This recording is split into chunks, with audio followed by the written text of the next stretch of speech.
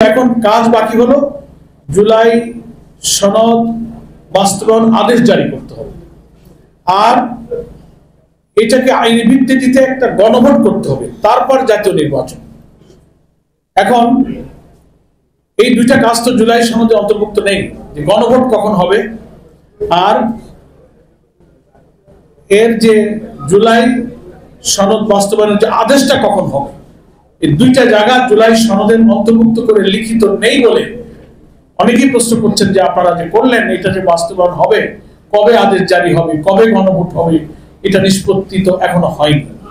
এই প্রশ্নের জবাবে আমি এই কথাটা বলা আজকের সম্মেলনের সাথে সম্পর্ক মনে করছি যে ঐক্যমত্য কমিশনের প্রধান এবং সরকারের প্রধান ওনারা প্রতিশ্রুতি দিয়েছেন, ঐক্যমত্য কমিশনে একমত হয়েছে যে এই দুইটা প্রশ্নে যে আমরা এই সংস্কার প্রস্তাবগুলোকে সন্নিবেশিত করে অবিলম্বে জুলাই সনদ বাস্তবায়ন আদেশ জারি করব।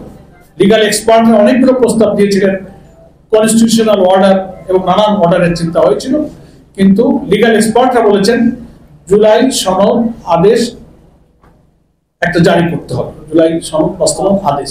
এটি অপেক্ষাকৃত আইনের দিক থেকে পাওয়ারফুল, সেটা যেন অবিলম্বে করা হয়, যেটা আজকের বক্তব্যে বলা হয়েছে যে এটা অবিলম্বে বাস্তবায়ন করতে হবে এবং নভেম্বরের মধ্যে গণভোট দিয়ে এটা আইনি ভিত্তি দিতে হবে, তারপর জাতীয় নির্বাচন করতে হবে। কেউ একই দিনে গণভোটের প্রস্তাব দেওয়ায় আমরা এটার সাথে দ্বিমত করেছি। অনেক জটিলতা আছে, একই দিনে দুইটা ভোট হলে অল্প সময়ের মধ্যে একজন ভোটার দুই জায়গায় ভোট দেবে, একটা সনদের ব্যাপারে হা না বলবে, আবার তার প্রতীকে ভোট দেবে, টাইমে ভোট কাস্টিং এ কভার করতে পারবেন, অনেক ভোটার ভোট দেওয়া থেকে বাইরে থেকে যেতে পারে। দ্বিতীয় প্রবলেম হতে পারে যে বাংলাদেশে কেয়ারটেকার হোক আর যতই সুষ্ঠু পরিবেশে নির্বাচনের চেষ্টা করা হোক, ইতিহাস বলে যে একটা বড় নির্বাচনে কোনো কোনো ভোট কেন্দ্রে ছোটখাটো কিছু দুর্ঘটনা, সহিংসতা, হানাহানি, মারামারি, আহত, দুই চারটা কেন্দ্রে ভোট বন্ধের ঘটনা কিন্তু ঘটেছে সব নির্বাচনে। যদি এই নির্বাচনে এমন কোনো ঘটনা ঘটে যে 5টা কেন্দ্রে ভোট বন্ধ হয়ে গেল, তাহলে সেটা তো জাতীয় নির্বাচনের কেন্দ্রের ভোট বন্ধ হলো, তাহলে গণভোটের কেন্দ্রের কি দশা হবে, ওই ভোটের কি করে গণনা হবে, ওই ভোটটা কি করে কাউন্টিং হবে, এতে কোনো ফলাফল হতে পারবে না। আরেকটা বড় প্রবলেম হচ্ছে যে জুলাই সনদে যেসব সংস্কার প্রস্তাব যাচ্ছে, একজন ভোটার যদি বুঝতে না পারে যে কোনটা হা হলো, হা জিতলো না না জিতলো, কোন কোন সংস্কারে জাতি হ্যাঁ বললো, এটা তো ভোটারকে আগে বুঝতে হবে, তারপরে না ভোট দিতে হবে। একই দিনে যদি জাতীয় নির্বাচন হয় আর গণভোট হয়, তো ফলাফল না জেনেই কিন্তু জাতীয় নির্বাচনে ভোটটা দিয়ে দিল।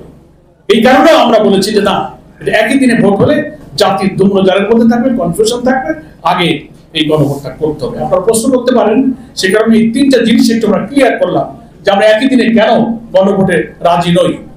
এবং আন্দোলনের এই কারণেই যে আমরা আমাদের আন্দোলনটা হবে নিয়মতান্ত্রিক, গঠনমূলক, কোনো সহিংসতা, কোনো হাঙ্গামা ভাঙচুরের সেই আগের সন্ত্রাসী রেওয়াজের কোনো আন্দোলন আমাদের এই সমমনা দলের আন্দোলন নয়। আমরা নিয়মতান্ত্রিক ভাবে সরকারকে, জনগণকে, দেশবাসীকে, প্রশাসনকে, ঐক্যমত্য কমিশনকে আমরা মেসেজ দিতে চাই যে আমাদের এই দাবি ন্যায্য, এটা আমাদের মানতে হবে। একটা হচ্ছে আদেশ দ্রুত জারি করুন, গণভোটের ব্যবস্থা করুন নভেম্বরে, এটাই আমাদের দাবি। তাহলে আমরা জাতীয় নির্বাচনে ইনশাল্লাহ সুষ্ঠু নিরপেক্ষভাবে অংশগ্রহণ করতে পারবো।